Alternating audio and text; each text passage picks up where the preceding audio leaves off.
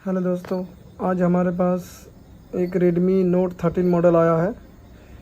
ये फ़ोन पूरा पैक था, इसको हमने ओपन कर दिया है और बाकी सामान यहाँ रखा हुआ है। इसका प्रॉब्लम जो है देख के कुछ समझ में नहीं आ रहा था, तो हमने पहले सोचा कि एक बार ओपन करके इसको देख लेते हैं अच्छे से।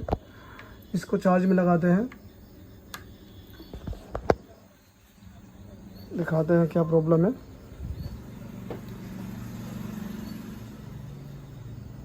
ये MI का लोगो आ गया।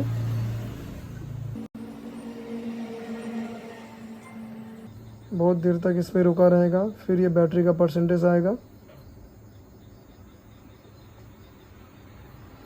12% चार्ज है इसमें। अब इसको हम ऑन करते हैं।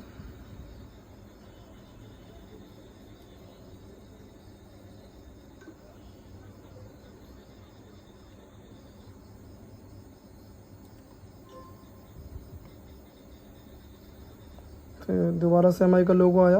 अभी हमने पावर बटन प्रेस किया था, उसके बाद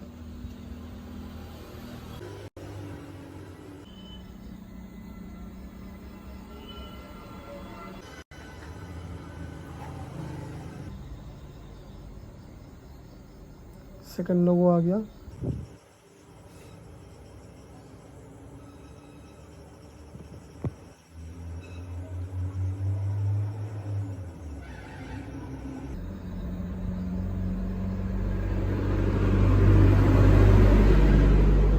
फ़ोन देखिए ऑन हो गया है और ऑन होते ही इसका डिस्प्ले चला गया। थोड़ा और वेट करते हैं। उस टाइम पे पहले ये डिस्प्ले आ रहा था और जा रहा था, क्या अभी हो रहा है ऐसा? ये देखिए दोबारा से HyperOS लिख के आ गया है।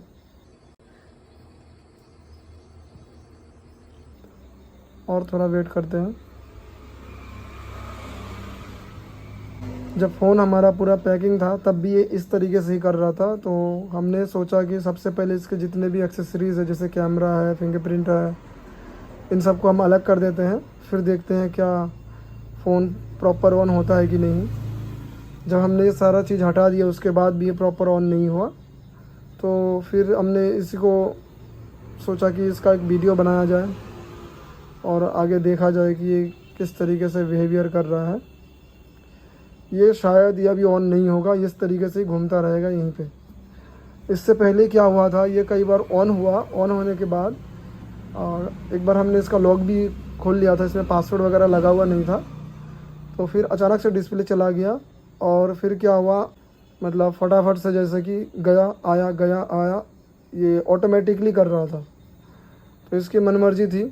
और अभी वीडियो रिकॉर्ड करने से पहले ये फ़ोन पूरा ऑन भी था, हमने चार्ज लगा के रखा था, तब ये फ़ोन में डिस्प्ले नहीं आ रहा था। लेकिन जब हम चार्ज लगा रहे थे तो चार्जिंग का साउंड आ रहा था, लगाने का और निकालने का। तो ये अभी इसी तरीके से ये घूमता रहेगा। यहाँ पे ये जो डॉट देख रहे हैं, 3 डॉट, ये इस तरीके से घूमता रहता है और ये यहीं पे रुका रहता है। फ़ोन थोड़ा बहुत हीट हो रहा है। हम इसका CPU रिवॉल्व ही करेंगे सबसे पहले, क्योंकि ये थोड़ा ओवर हीट भी हो रहा है। और जिस तरीके का ये प्रॉब्लम हम देखे हैं उस हिसाब से हमें इसका CPU का ही प्रॉब्लम लग रहा है। अगर नहीं होता है तो बाकी हम पावर सेक्शन का पत्र हटाएंगे बाद में। फ़िलहाल कॉमन इशू CPU की वजह से आता है, तो हम पहले CPU ही रिवॉल्व करेंगे। चलिए शुरू करते हैं।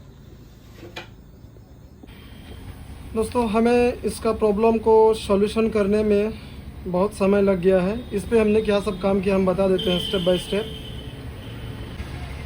सबसे पहले हमने ये वाईफाई वाला सेक्शन को ओपन किया। यहाँ पे हमने शॉर्टिंग चेक किया तो हमें नहीं मिला। उसके बाद हमने CPU रिवॉल्व किया तो हमें CPU रिवॉल्व से भी सॉल्यूशन नहीं मिला। फिर फ़ोन का मैंने वाइप डाटा कर दिया, उससे भी सॉल्यूशन नहीं मिला। फिर मैंने ये पावर वाला पत्र हटाया। पावर का पत्र हटाने के बाद पूरा LDO का शॉर्टिंग चेक किया, तब भी हमें सॉल्यूशन नहीं मिला वहाँ से। उसके बाद मैंने पावर निकाल दिया। पावर निकालने के बाद पैड वैल्यू लिया पूरा, मतलब GR चेक किया पूरा, तो उस GR से भी हमें, GR लेने के बाद भी हमें कोई सॉल्यूशन नहीं मिल पाया, उसमें कोई प्रॉब्लम नहीं मिला। फाइनली जब मैंने पावर रिप्लेस किया तब जाके ये फ़ोन पूरा ऑन हुआ। मैंने इसका काम सुबह तकरीबन 11 बजे के आसपास किया था। उसके बाद फ़ोन को मैंने चालू करके रख दिया और जब से अभी तक फ़ोन ऑन था। मैं सिर्फ वीडियो बनाने के उद्देश्य में मैंने दोबारा इसको बोर्ड से बाहर निकाला, फ्रेम से बाहर निकाला, फिर से मैं सोचा वीडियो बना लूँ और दोबारा से ऑन करके दिखाऊं।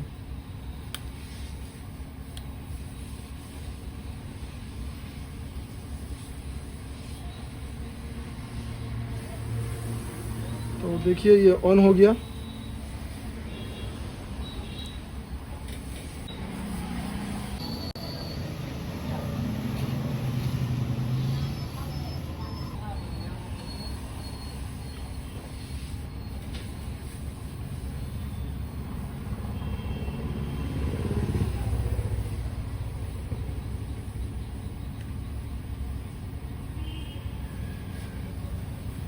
तो ये अभी FRP इसमें लगा हुआ है।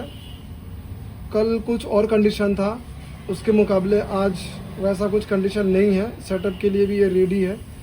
हालांकि मैंने इसका वाइप डाटा कर दिया था, इस वजह से ये यहाँ पे अटक गया है, नहीं तो यहाँ पे तो नहीं अटकता, पूरा ऑन हो जाता। अभी मुझे इसका लॉक तो मालूम है नहीं तो ये लॉक खुल जाता। कस्टमर से मैं पूछ लूँगा इसका लॉक क्या है, उसके बाद का भी मैं वीडियो दिखा दूँगा। लेकिन हमारा प्रॉब्लम जो इसमें था वो सॉल्व हो गया है। पूरा वीडियो जब देखेंगे आप तो आपको समझ में आएगा इसमें शुरू में क्या प्रॉब्लम था, और जब हमने लास्ट में इसका पावर आईसी चेंज किया तब जाके हमारा ये प्रॉब्लम का सॉल्यूशन हो चुका है।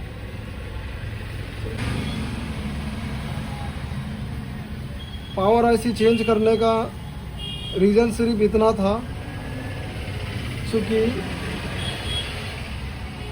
इसमें कोई भी लीकेज और शॉर्टिंग नहीं था, और मैंने पावर का GR भी लिया था, उसमें भी नहीं मिला कुछ भी, और बैटरी ID थर्मल ये सब भी ठीक था, और फ़ोन ऑन भी हो रहा था। तो फिर एक ये कह सकते हैं कि तुक्का लगाया, तो तुक्के के हिसाब से ही मैंने इसका पावर चेंज किया और मुझे इसका सॉल्यूशन मिला। मैं खुद मानता हूँ कि मैंने इस पर तुक्का ही लगाया है, क्योंकि एग्जैक्टली हम कह नहीं सकते कि कौन सा प्रॉब्लम कहाँ से आ सकता है। मैं क्या, कोई नहीं कह सकता, क्योंकि ये प्रॉब्लम ही ऐसा था कि मुझे कुछ समझ में ही नहीं आया कि इसमें क्या काम किया जा सकता है। फाइनली आपने अगर ये वीडियो देखा है तो लाइक और कमेंट्स करिएगा, और कुछ गलती रह गई होगी तो आप सजेशन भी दे सकते हैं, हम अपनी गलती को सुधारेंगे।